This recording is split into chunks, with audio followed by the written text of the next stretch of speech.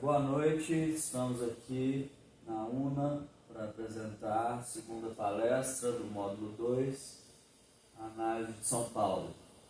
É um evento com realização do IMET, Instituto Metropolitano de Engenharia e Tecnologia, com fomento do CREA, MG, apoio institucional Confea, CREA Júnior Mútua e UNA.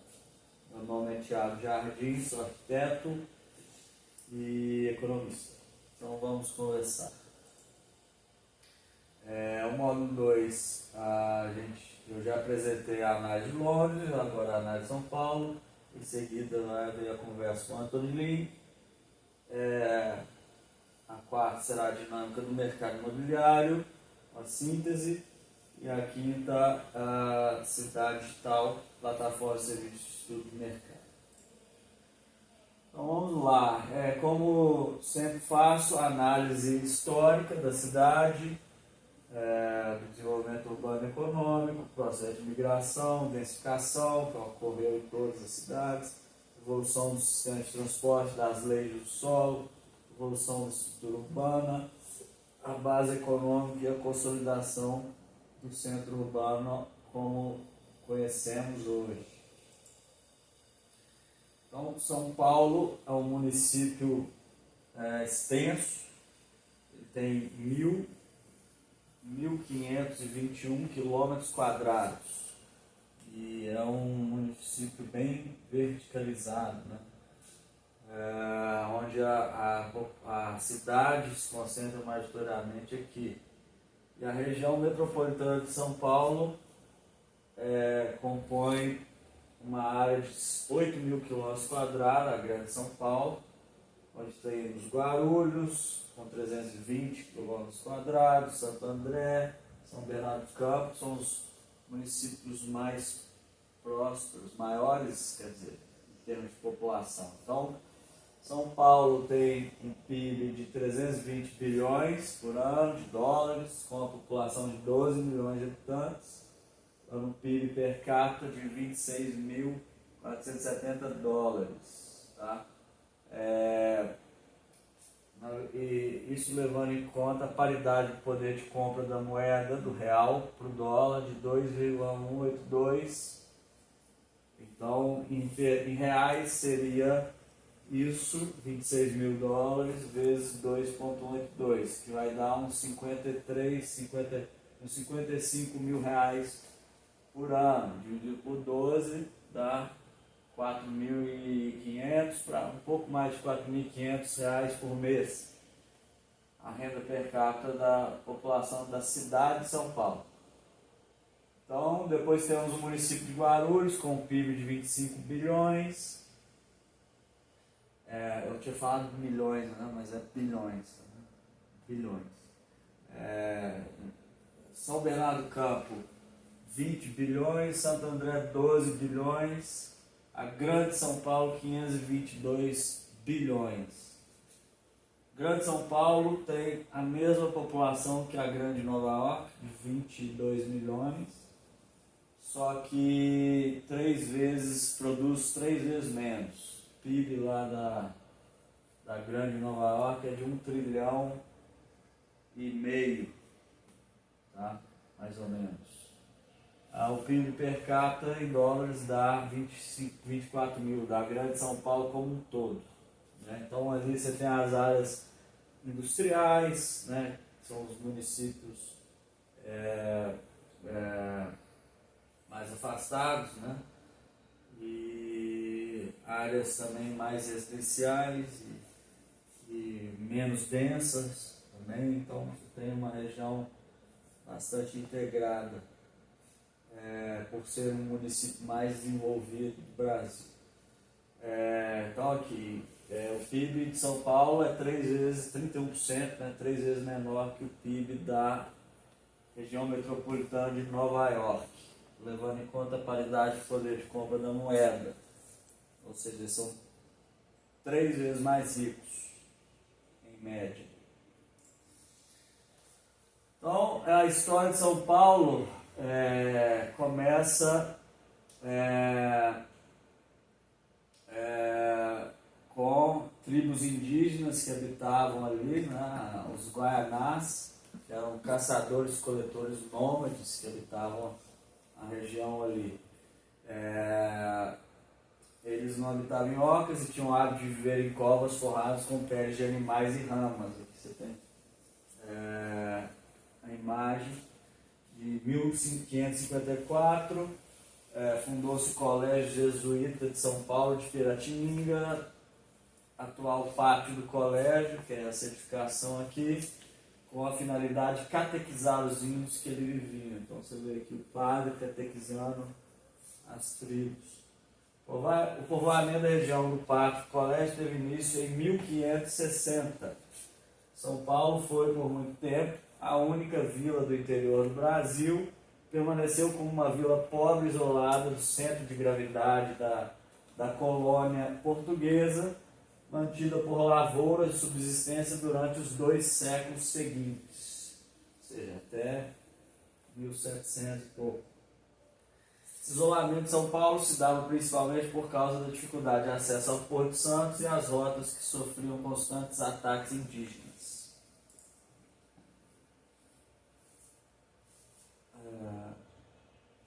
No século XVII,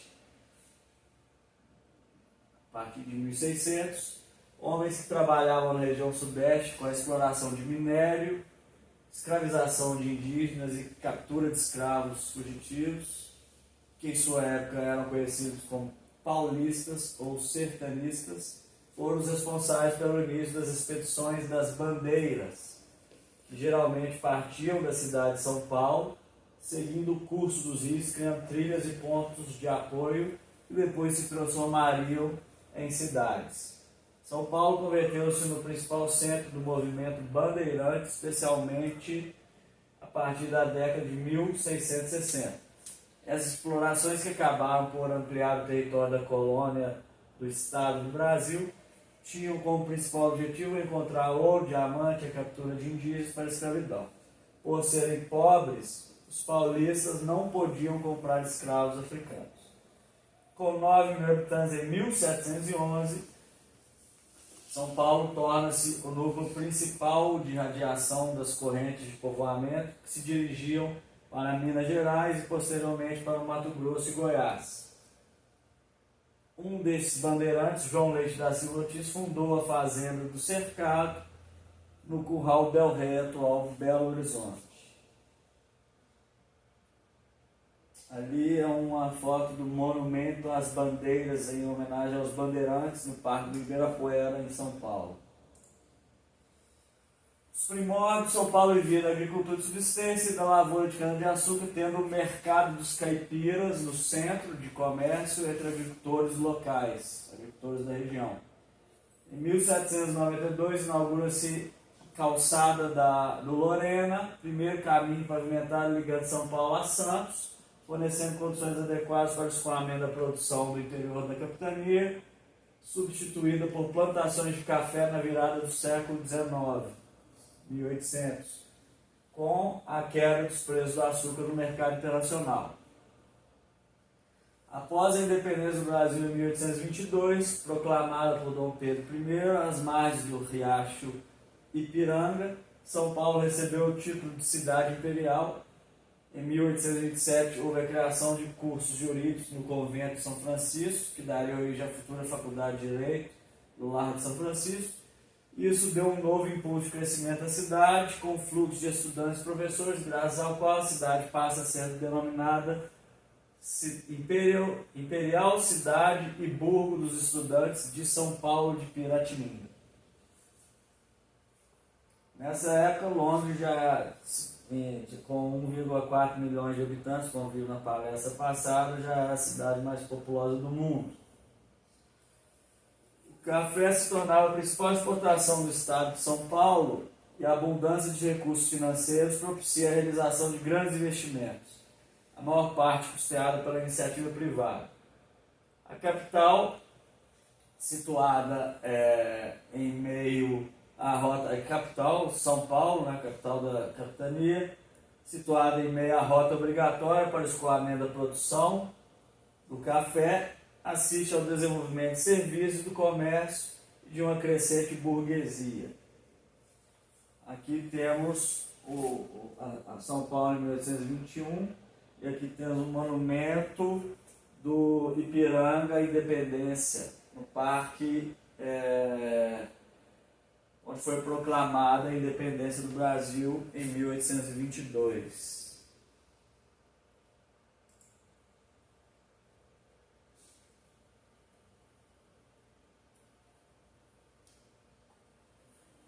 O Casaro Baixo começa a ceder lugar às edificações maiores, tipicamente urbanas.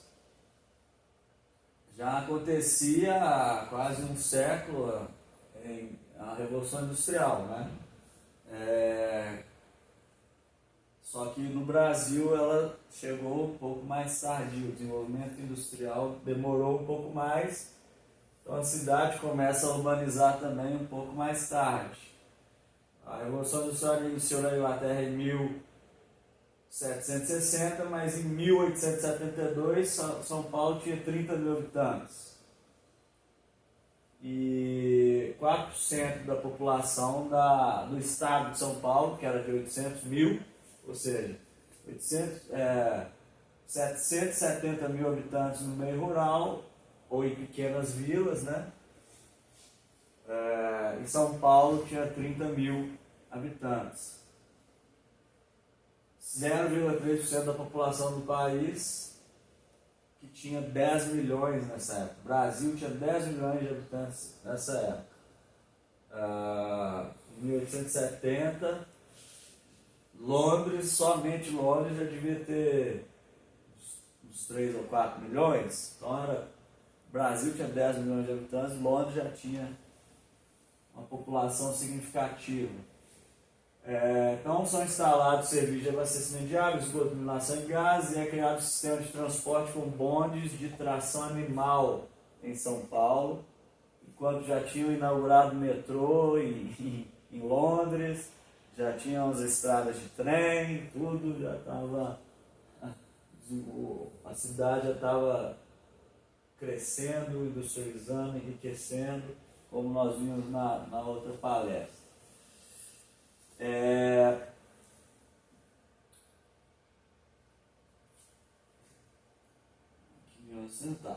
Com a abolição do tráfico negreiro em 1850, a escassez de escravos e a crescente demanda por trabalhadores agrícolas, a província começou a receber grande fluxo de imigrantes, em boa parte italianos, dos quais muitos se fixaram na capital, foram empregados nas primeiras indústrias que surgiram através dos lucros dos empresários do setor cafeicultor.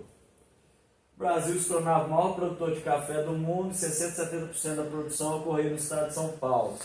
A riqueza proveniente dos cafezais e de uma indústria ainda incipiente sustentou a liderança paulista no movimento republicano. Em 1873 é criado o Partido Republicano Paulista, que utiliza o periódico Correio Paulistano como veículo oficial de formação. Com a extinção da escravidão, após a promulgação da Lei Áurea em 1888, os fazendeiros paulistas exigem indenização pela perda de propriedade dos escravos, né? Sem conseguir, aderem ao movimento republicano como forma de pressão. O Império perde sua última base de sustentação em a República proclamada no Rio de Janeiro, a 15 de novembro de 1889. Em 1890, a população de São Paulo atingia 64 mil habitantes e chegava a 240 mil 10 anos depois. Aqui temos o censo de 1872 a 1900, dos principais municípios do Brasil. Em 1872, Rio de Janeiro tinha 275 mil habitantes, e passou para 800 mil em 1900. Salvador era o segundo maior município, tinha 130 mil, passou para 200 mil. Recife tinha 116 mil, perdeu a população, caiu para 113. Belém tinha 61, passou para 96. Porto Alegre, Fortaleza, São Luís, São Paulo figurava entre 1, 2, 3, 4, 5, 6, 7, 8, 9, 31 mil, Só que a população cresce muito, 240 mil, e passa a ser a segunda cidade mais populosa do Brasil em 1900. Belo Horizonte foi fundado em 1889, tinha 13 mil pessoas em 1900. Em 1900, Londres já tinha 6,5 milhões de habitantes. Nova York já tinha 4,2 milhões de habitantes, Moscou 1 milhão. O Rio de Janeiro aqui fala que é 811, então essa informação está errada. São Paulo 239, ok. Belo Horizonte 1315, ok.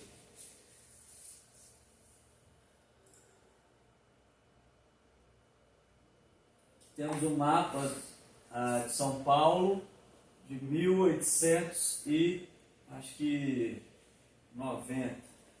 A Praça da República é essa quadrada aqui, que hoje está aqui, próxima à região central de São Paulo.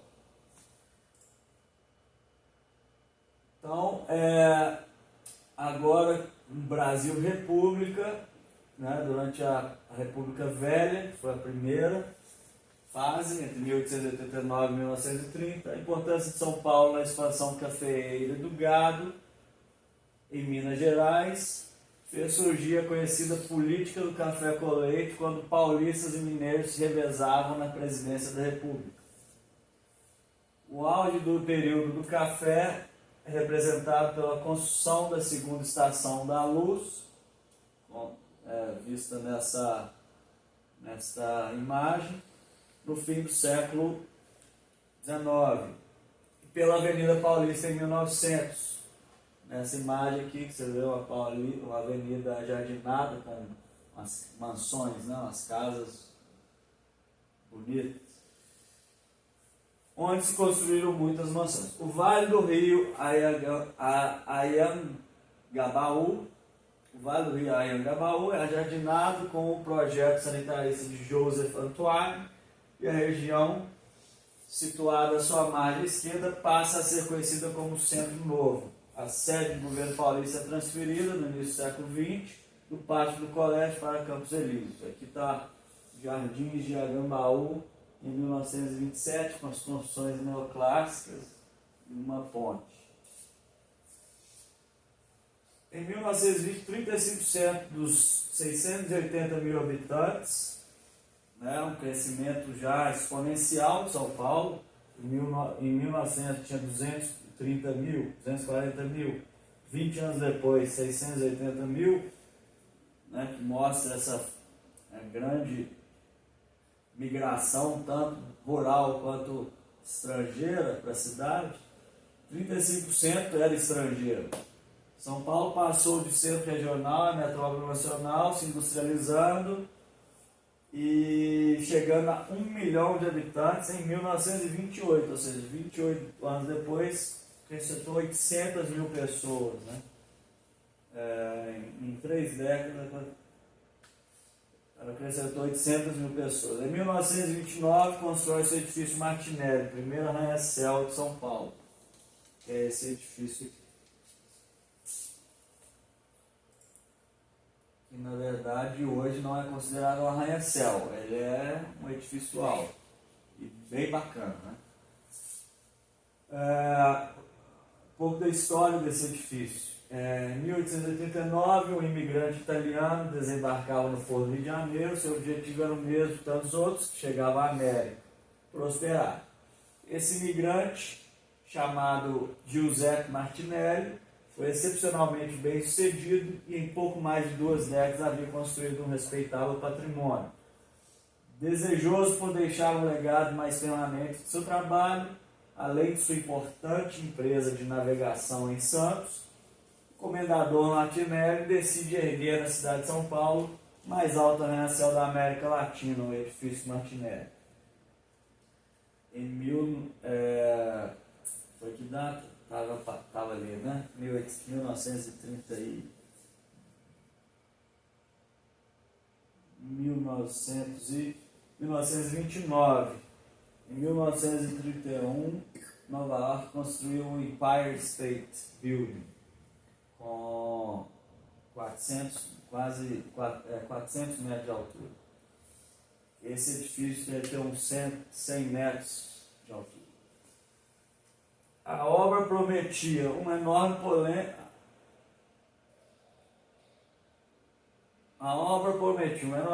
Pois São Paulo até então não possuía um edifício grande de grande estatura, sendo raros os prédios com mais de 5 andares.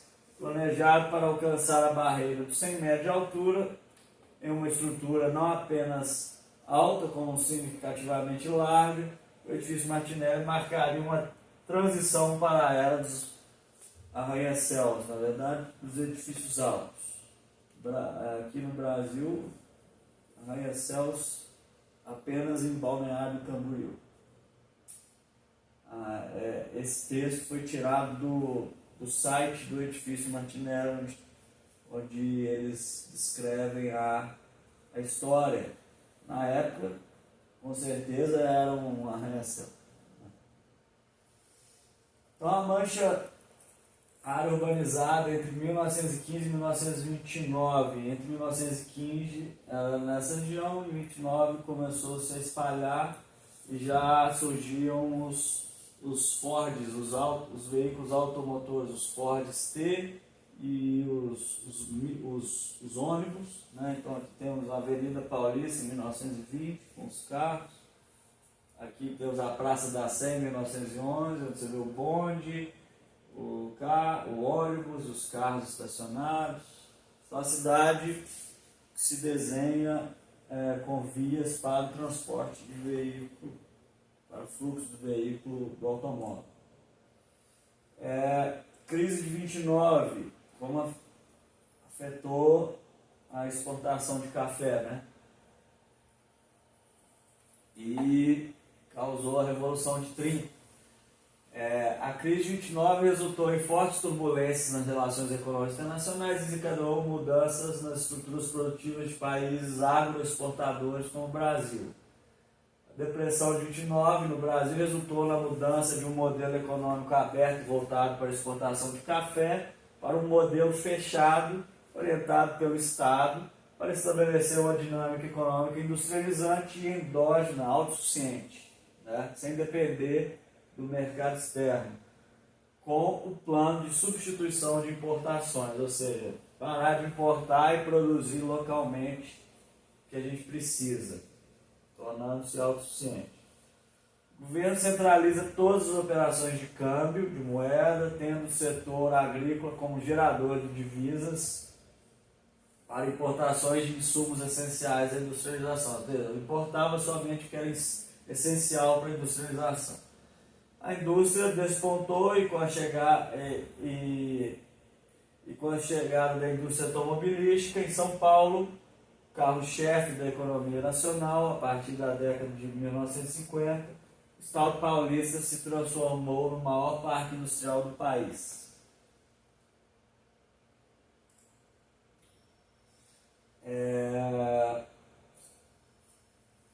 Então aqui temos uma imagem, a foto aérea de São Paulo em 1940, você vê uma concentração de edificações altas no centro e a queda, né? E ali a mancha urbana em 1930, quando tinha 900 mil habitantes, e em vermelho, quando 1950, quando tinha 2,2 milhões.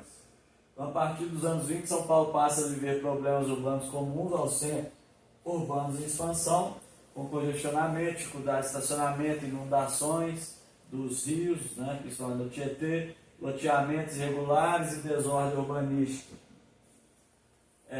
Encerrando 2 décadas em que os bondes da Light imperam nas ruas, com eficiência e conforto, os automóveis e os ônibus passam a disputar espaço no estreito sistema viário da região central. Os programas de paisagismo e urbanização seguiram as premissas do urbanismo sanitarista.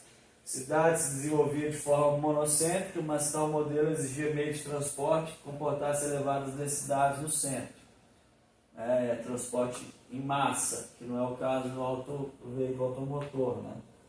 Então o metrô subterrâneo só foi inaugurado em 1974, então não teve como manter uma região central com densidade elevada e trânsito de automóveis, porque eles demandam muito espaço. Então, com o atraso do desenvolvimento do metrô, a cidade teve que se espalhar. Então você vê a mancha urbana começando a se espalhar. No fim da década de 30, o Parque de Anhangabaú foi desfeito, dando lugar a uma via expressa, como vocês podem ver na imagem ali. A partir da década de 50, a indústria automobilística tornou-se um motor de crescimento econômico, as novas fábricas instaladas em municípios vizinhos ou da capital, na região que ficou conhecida como ABC, Santo André, São Bernardo e São Caetano do Sul. A região central de São Paulo foi ocupada pelos arranha-céus, na verdade não são arranha-céus, para o Brasil eram, mas em termos internacionais não são. Tanto na porção do seu núcleo histórico, a leste do Vale do Anhangabaú, conhecida como Centro Velho, abrigando especialmente sede de bancos e instituições financeiras, como na porção oeste do Vale, em direção à Praça da República, conhecida como Centro Novo, onde se instalaram sobretudo atividades comerciais e de serviços. Então aqui temos o crescimento populacional, né? São Paulo, que atinge 2 milhões em 1945. São Paulo é azul claro e a Grande São Paulo é azul escuro. São Paulo chega a 12 milhões em 2020 e a Grande São Paulo 21 milhões. Então, um crescimento muito rápido de quase, em termos de São Paulo, 10 milhões de habitantes em 80 anos. Entre 1950 e 60, São Paulo ultrapassa o Rio de Janeiro como cidade mais populosa do Brasil, com 3,5 milhões de habitantes. A região metropolitana já concentrava a maior parte da produção industrial e da atividade econômica do país. Esse crescimento acelerado na primeira metade do século XX se deveu não só à migração estrangeira, mas também à chegada de brasileiros de diversas regiões, especialmente do Nordeste, em sua maioria atraídos pela demanda de mão de obra das indústrias localizadas em São Paulo e da própria construção civil. Prestes Maia, um dos autores do Plano de Avenidas em 1930, começa a executar seu plano quando eleito prefeito em 1958. Ele rebaixa e canaliza rios e córregos, criando as principais avenidas de São Paulo por cima. Garantia baixos custos com desapropriações e demolições, valorizava o entorno desses córregos, então, onde passaram-se essas avenidas. Então, as principais avenidas de São Paulo foram feitas nessa orientação, como a Marginal Pinheiro, Tietê, Avenida do Estado, 9 de Julho e 23 de Maio. Então, o espaço das águas se transformou no espaço dos carros. Então temos aqui a Marginal Tietê, nesse caso o córrego fica no meio e as avenidas ao lado, e no caso da Avenida do Estado, o córrego fica embaixo da avenida. Em termos da expansão urbana, entre 1920 e 60, a mancha urbana expande mais que o crescimento populacional, causando a queda da densidade. Então aqui temos a densidade habitacional em 1920.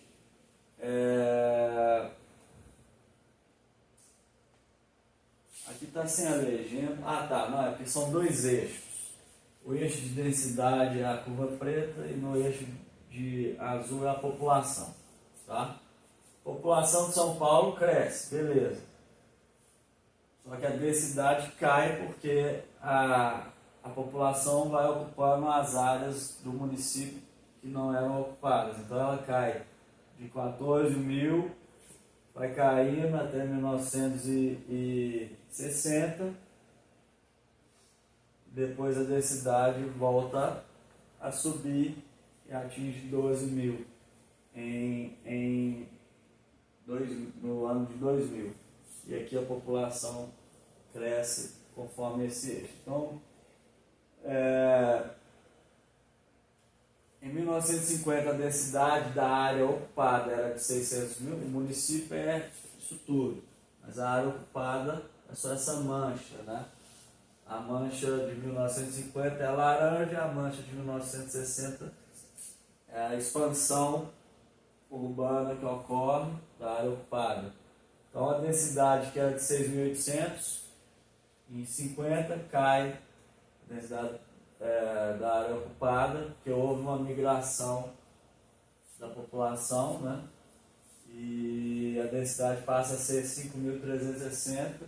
Na verdade, pode até ter tido o mantimento da população, mas aqui passou a ter uma ocupação muito menos densa, então na média a área ocupada ficou mais baixa.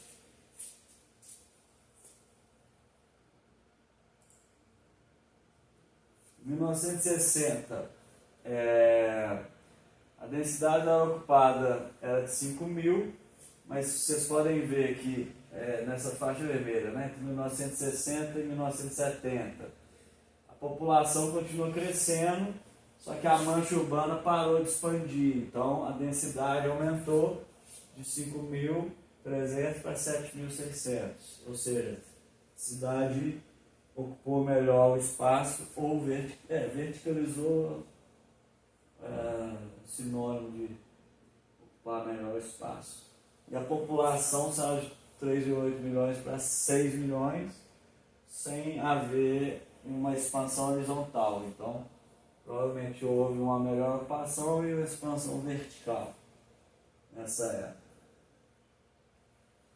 O primeiro levantamento do uso do solo de São Paulo, aqui é do centro, né, que a atividade predominante é a atividade comercial e de serviços. Está em inglês ali. Aí temos uma região de predominância de single family, que é habitações unifamiliares. Aí temos regiões de habitações multifamiliares, regiões de apartamentos, edificações de apartamento,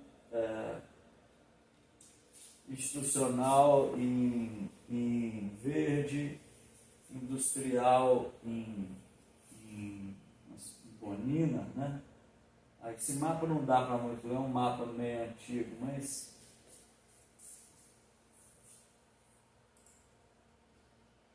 aqui temos os primeiros planos de desenvolvimento urbano, foram feitas recomendações em 1968 para o desenvolvimento da cidade até 1990,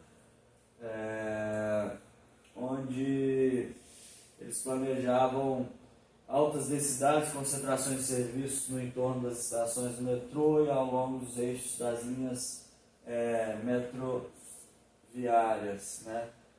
Que também foram desenvolvidas lá nos anos 1970, né?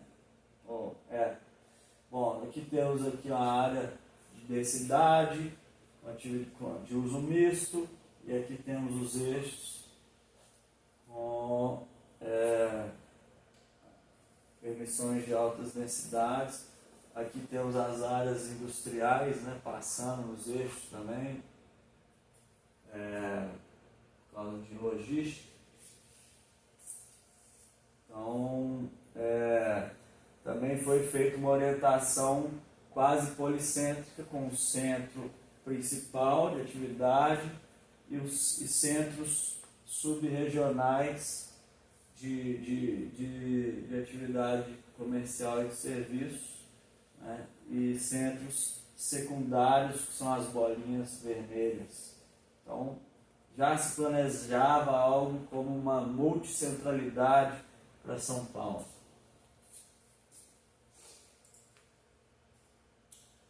Aí veio o primeiro plano diretor da cidade, foi o Plano Diretor de Desenvolvimento Integrado de 1971 e a Lei de Zoneamento de 1972, que estabeleceu as zonas e o que poderia ser desenvolvido e qual seria o aproveitamento dos terrenos. O primeiro plano diretor de zoneamento da cidade não atendeu às recomendações do plano de 1968, mantendo áreas de baixa densidade próximas ao centro. Antes disso, o zoneamento era aplicado de forma pontual e específica, com base em modelos americanos e europeus. O novo plano institui coeficiente de aproveitamento com limite máximo de 4, iniciando o processo de dispersão de edificações de baixo e médio porte. Então, aqui temos as zonas em amarelo, Z1, estritamente residencial unifamiliar. Nós temos o centro aqui, logo aqui temos zonas unifamiliares, com índice de aproveitamento de 1 e taxa de ocupação de 0,5, para restringir o desenvolvimento e manter a identidade da área residencial com casas, de uma família só. Essa zona 2, que é esses brancos, entre as zonas coloridas, é predominante residencial de baixa densidade. A zona 3, predominante residencial de média densidade, aqui nas proximidades do centro, com índice de aproveitamento de apenas 2. Como que você consegue ter essa densidade com índice de aproveitamento de 2? Basicamente reduzindo o tamanho dos apartamentos, porque só pode construir 2 vezes a área do seu terreno, como se você aproveitasse o seu terreno todo com apenas 2 andares, ou 50% do seu terreno com 4 andares. Então, isso é uma política extremamente restritiva para o desenvolvimento e bem próxima às áreas centrais, que acaba favorecendo o espalhamento do desenvolvimento. A zona 4 é mista, de média densidade, com índice de aproveitamento 4, que é a área os pontos vermelhos. Zona 5, mista, de alta densidade, com índice de aproveitamento 4.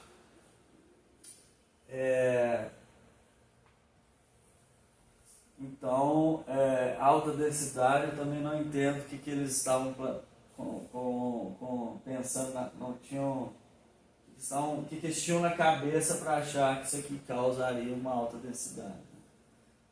Alta densidade é 30, 40 mil, habitantes por quilômetro quadrado, 60 mil, chega em Nova York, em Manhattan, chega a ter 60 mil habitantes por quilômetro quadrado em alguns bairros e bairros nobres. E com índice de aproveitamento de 15, 16, antigamente era até mais. Então, quando não tinha regras. Então, o planejamento era meio... Eu já estudei também o planejamento de Goiânia.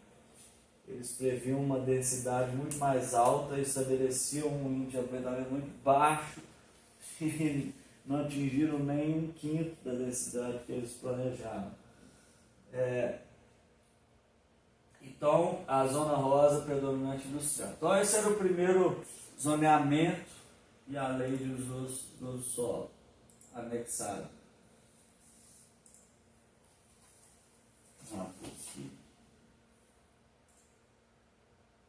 Não, tinha mudado, né?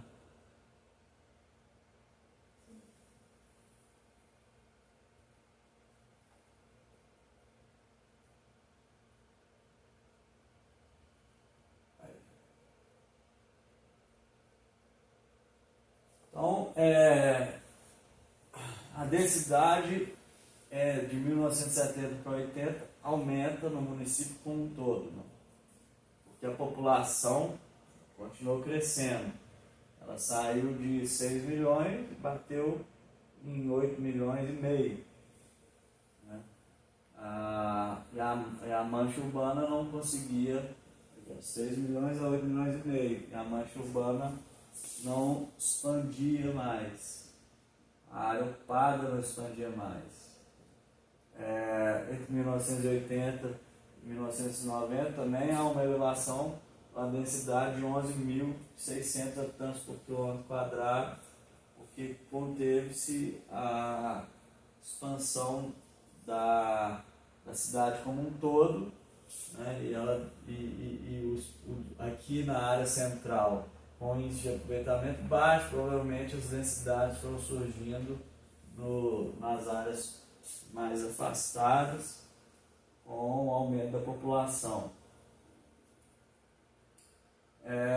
Então chegamos entre 1990, a densidade ocupada estabiliza em 11.600, que é a estabilização aqui da linha preta.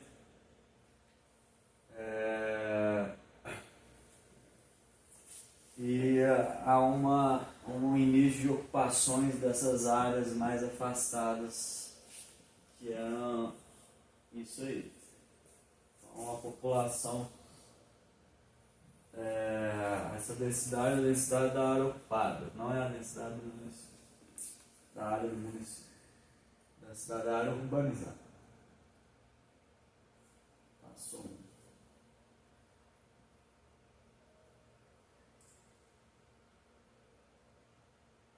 Então, em seguida,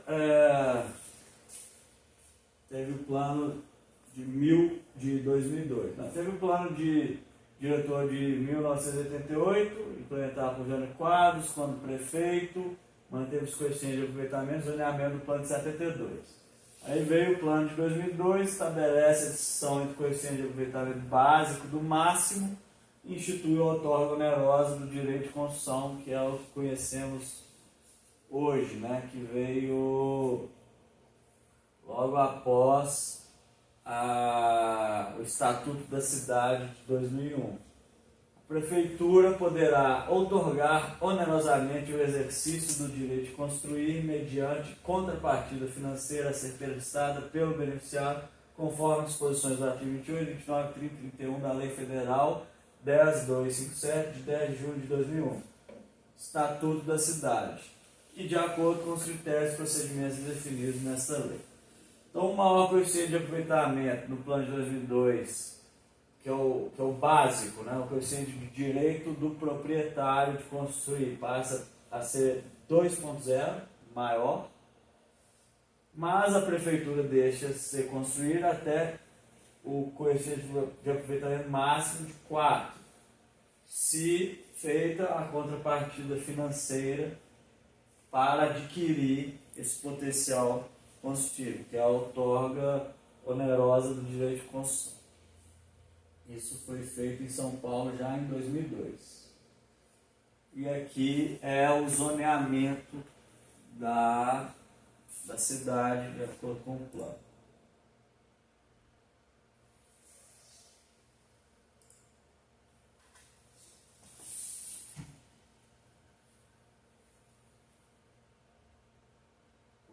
Também claro, né?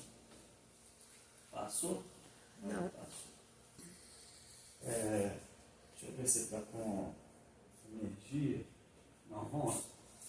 Quer que para aqui? Não precisa não, vamos lá. Aí veio o plano diretor de 2016, estabelece múltiplas zonas, cada uma com parâmetros urbanísticos distintos. Aqui vocês podem ver as múltiplas zonas, cada uma com regras, burocracias distintas,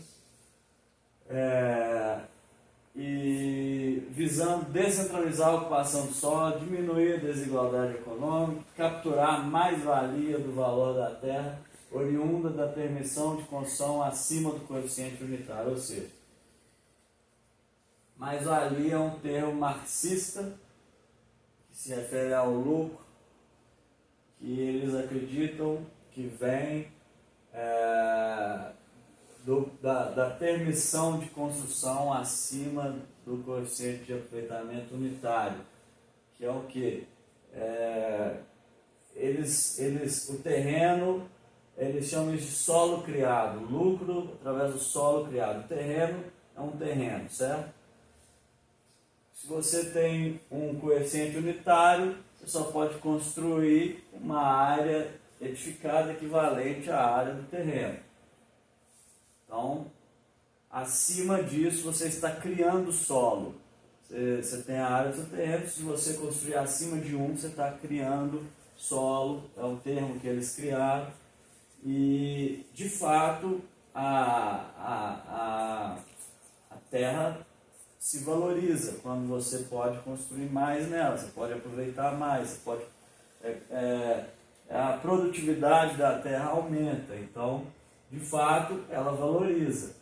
Aí o governo se sentiu no dever de capturar essa valorização para projetos de interesse do governo, né? De interesse, seja infraestrutura, seja a fundos de habitação popular, etc. O fato é que eles estão capturando a mais-valia do valor da terra, em vez de deixar que o mercado faça o uso dessa valorização, o governo toma ela e começa a fazer política. Então, institui o coeficiente de aproveitamento unitário, otorga o negócio de direito de construção para construir acima do limite. O potencial máximo permanece equivalente a 4 nas zonas vermelhas, que são os principais eixos de transporte. E as zonas de interesse especial, os EIs 1, os EIs 2, em pontos específicos do território. Em verde estão as áreas de proteção, que são aqui e aqui surgiram ocupações bem distantes, né? Ocupações que não são regulamentadas, né? Informais, ou seja,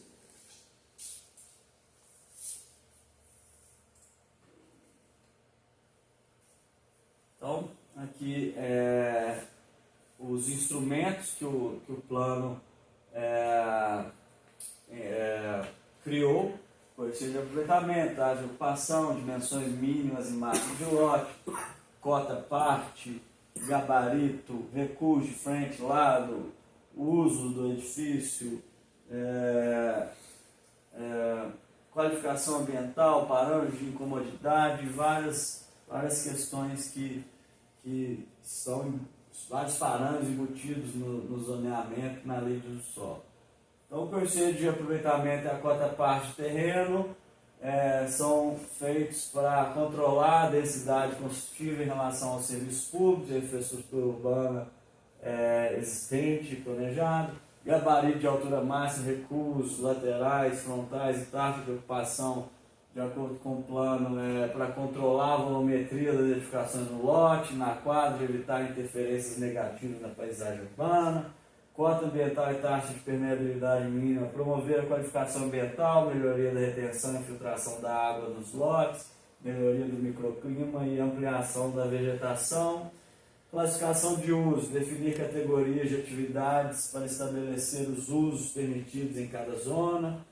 Parâmetros de comodidade, estabelecer limites quanto à interferência de atividades não residenciais em relação ao uso residencial e outros tantos instrumentos. Então, as zonas foram organizadas em 3 agrupamentos, que são as áreas de transformação, que objetiva a promoção do adensamento construtivo e populacional das atividades econômicas e serviços públicos, a diversificação de atividades dos serviços públicos, a diversificação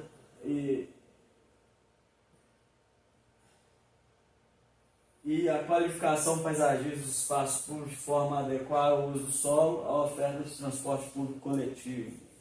Ou seja, nos eixos de transporte que se permite um maior adensamento, densidades altas e diversificação dos usos, que são formados pelas essas 4 zonas aqui.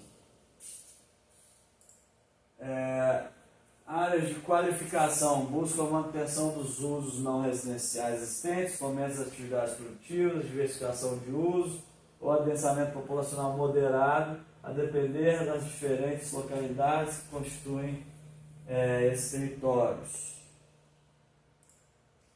E a área de preservação, onde seu objetivo é a preservação de bairros consolidados de baixa e média densidade, conjuntos urbanísticos específicos e territórios destinados à promoção de atividades econômicas sustentáveis, conjugada com a preservação ambiental, além da preservação cultural.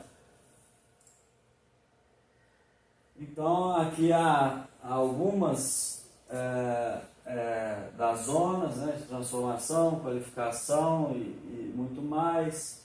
Aqui aqui é o tipo de zona, aqui é a subzona, né, uma espécie de subzona. E aqui todos os parâmetros urbanísticos que afetam essas zonas, né? Índice de aproveitamento mínimo, básico, máximo, que é 4, 2, 2, 1, 1. Então é uma região um pouco, a maior parte da região é 1 e 2, máximo, né? Todos foram para 1, no básico, que é direito proprietário, mas pagando para a prefeitura, você consegue atingir índices maiores, só que a maior parte ainda é um modelo de desenvolvimento bastante restritivo, que fomenta o espalhamento do desenvolvimento imobiliário. Restringe a oferta de imóveis na cidade, etc. Então, uma série de coisas. Então, taxa de ocupação, gabarito, recuso, etc.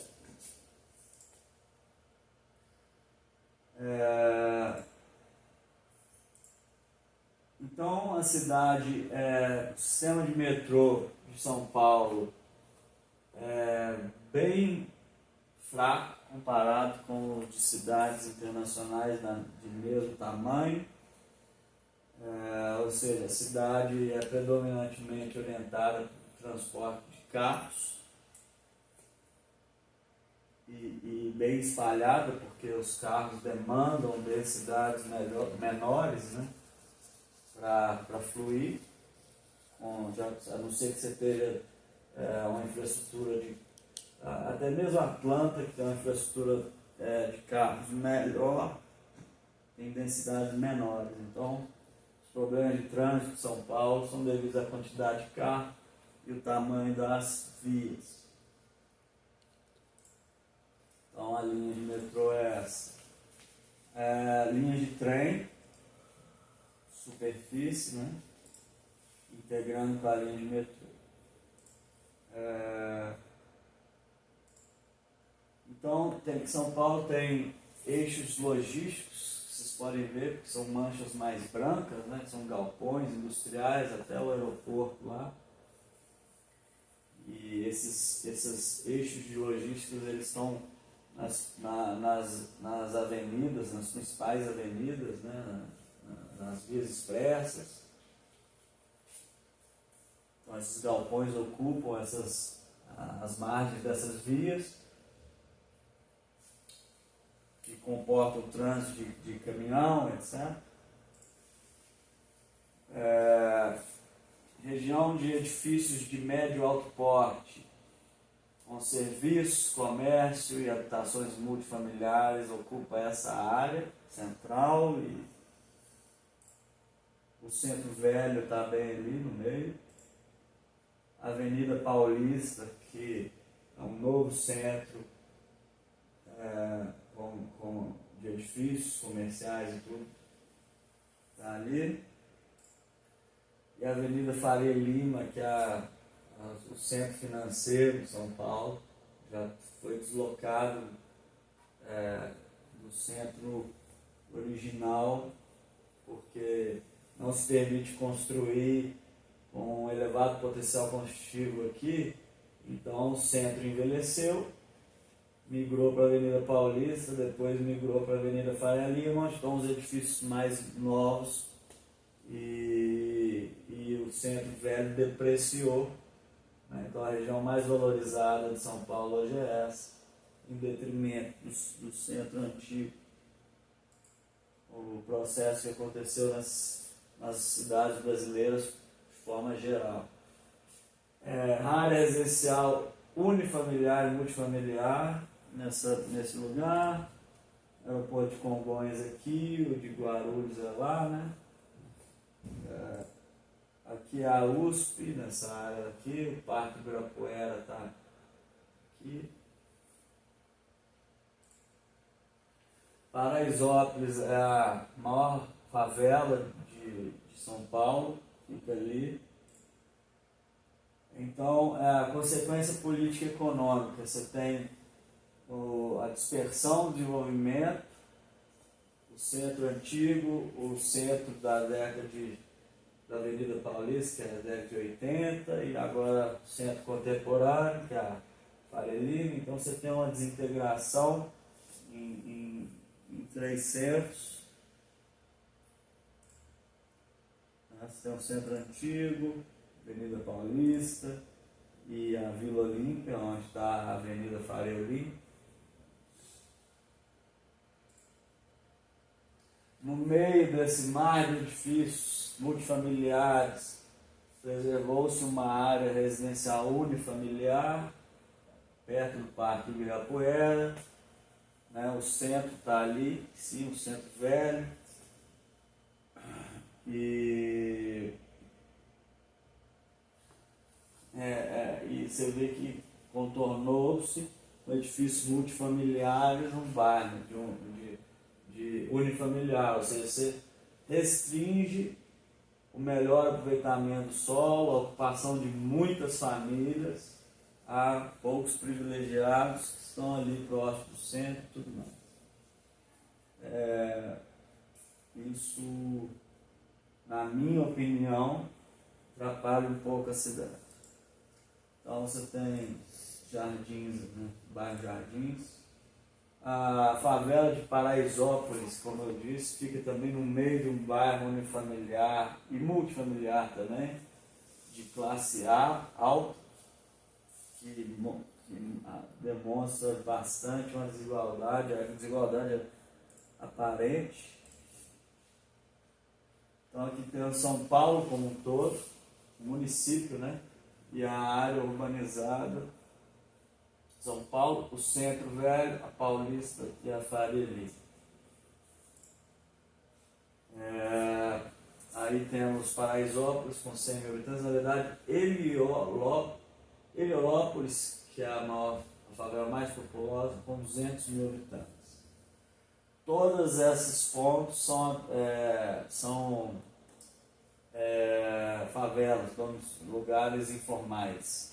Tem 25 km² de favela, 1,6% do território, com 400 mil domicílios, 1,45 milhão de habitantes em habitações informais.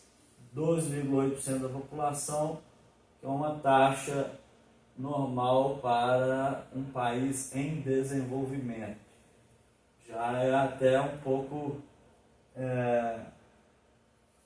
abaixo do que a gente observa em países em desenvolvimento, onde tem 15 a 30% da população vivendo em habitações informais.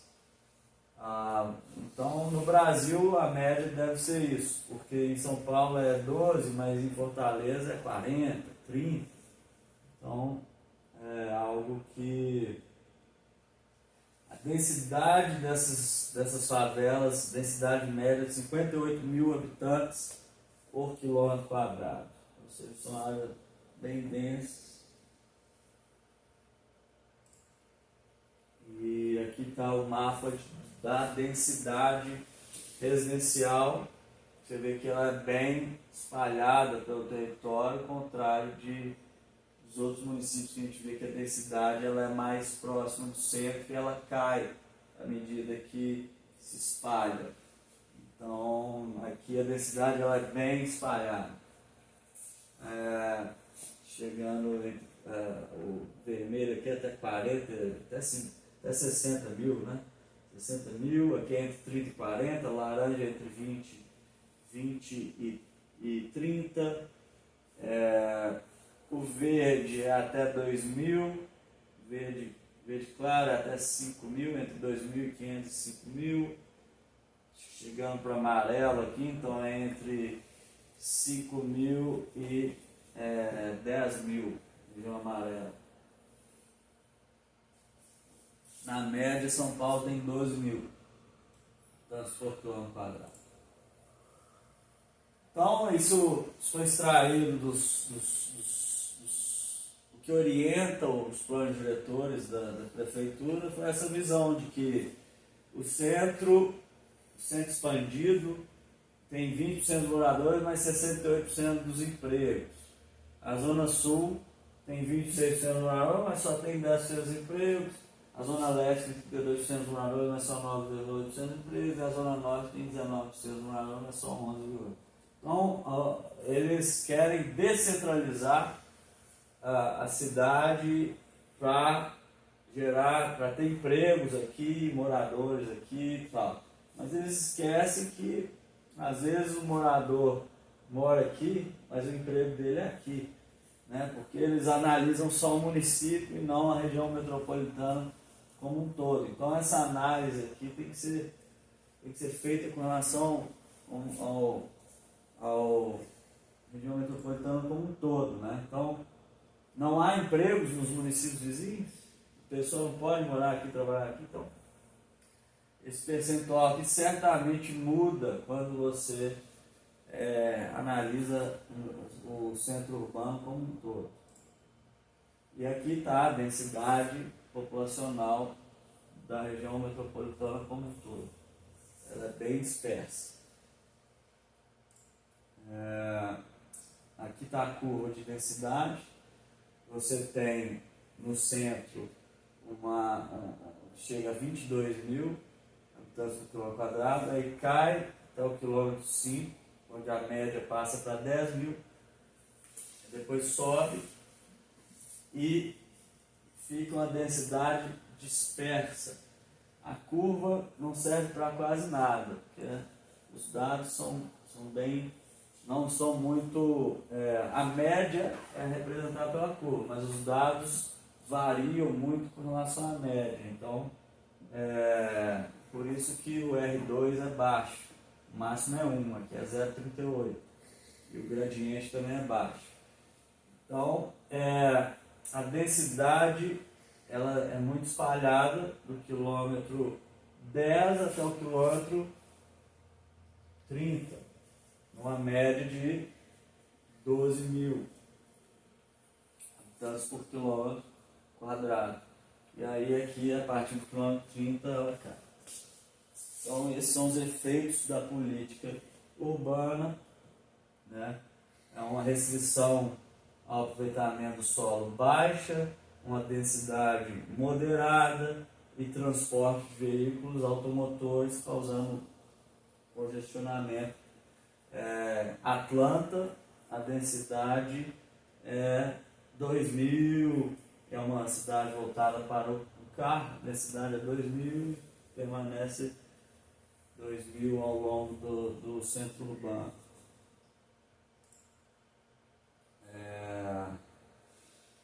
Então, aí já é um gradiente de densidade da Grande São Paulo, que estende até o quilômetro 44, a mesma coisa.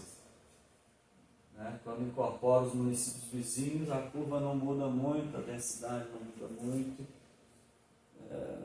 continua mais ou menos com o mesmo padrão. Então a pergunta que fica é: espalhar o desenvolvimento ou otimizar o uso da terra e o sistema de transporte? Assim é o desenvolvimento de São Paulo. Edifícios de médio porte, espalhados. Então eu extraí uma frase do Relatório de Desenvolvimento Mundial, do Banco Mundial. O crescimento econômico será mesmo desequilibrado durante o processo de desenvolvimento. Eu incluindo. Tentar disseminar a atividade econômica é desencorajado. Mas o desenvolvimento ainda pode ser inclusivo, pois mesmo as pessoas que começam suas vidas longe das oportunidades econômicas podem se beneficiar da crescente concentração de riqueza em poucos lugares. A maneira de obter os benefícios do crescimento desigual e do desenvolvimento inclusivo é por meio da integração econômica. E como se faz isso na cidade? Em investimentos, em infraestrutura de transporte, para as pessoas acessarem os mercados de trabalho, estarem próximas das atividades, das oportunidades e da concentração de riqueza. E também então temos a altura dos edifícios em Londres, São Paulo e Nova York, para vocês fazerem a distinção dos modelos de desenvolvimento. São cidades que se desenvolveram em diferentes tempos. Londres começou em 1760, né? Nova York começou, na verdade começou antes, mas o crescimento mesmo se deu a partir da Revolução Industrial, começou lá. Nova York começou em 1800, na ilha de Manhattan, né? E aqui é um município de Nova York. A região metropolitana inclui Nova Jersey e tal, mas aqui é só o município de Nova York. E aqui São Paulo. Então, qual é a distinção? Nós temos Londres, todas as cidades têm mais ou menos a mesma população. Aqui tem 12, aqui tem a grande Londres tem 12 milhões, São Paulo tem 12 milhões, e Nova York tem 8. Nova York tem 11, desculpa. Seja isso aí. Aqui temos edifícios de baixo e médio porte, né, de altura entre 25 e 50 metros, bem concentrados na região central, e eles caem à medida que se distancia do centro. Azul é até 10 metros de altura. Tudo bem. Entre o azul e o amarelo é entre 10 a 25 metros, amarelo é 25 a 50, laranja é 50 a 100, vermelho é 100 a 150 e um bonino é de 150 para cima. Então, nós temos os padrões de desenvolvimento. Aqui em Nova York, uma elevada concentração do desenvolvimento, né, alturas dos edifícios, consolidação do capital em edificações bem altas, em uma área bem extensa e que cai à medida que distancia do centro. Em São Paulo, nós temos um centro com edificações de médio porte, né, entre 25 e 50 metros, que se espalha aqui no centro expandido de São Paulo, né, que é essa região aqui toda, mas o restante todo entre 0 e 10, com outros locais com 10 a 25. Então isso é resultado de uma política de desenvolvimento restritiva que busca espalhar o desenvolvimento imobiliário e acaba restringindo o desenvolvimento de edificações, a verticalização da cidade, diferente de Londres e Nova York. Então aqui temos em Nova York com 400 e poucos metros o World Trade Center novo, temos em Xangai, lá na China, com 600 metros, e em São Paulo o prédio mais alto continua sendo o edifício o Palácio Zarzur, feito em 1966, com 170 metros de altura, e aí agora foi ultrapassado pelo Platina, que é esse edifício, com 171 metros, ou seja, todas as cidades com 20 milhões de habitantes, a grande região com 20 milhões de habitantes, a política urbana São Paulo bem distinta das outras grandes metrópoles internacionais. Então, muito obrigado pela atenção, espero ter sido satisfatório essa análise, e no próximo evento temos a conversa com Antônio Lima, editor do portal Caos Planejado. Obrigado a todos pela atenção.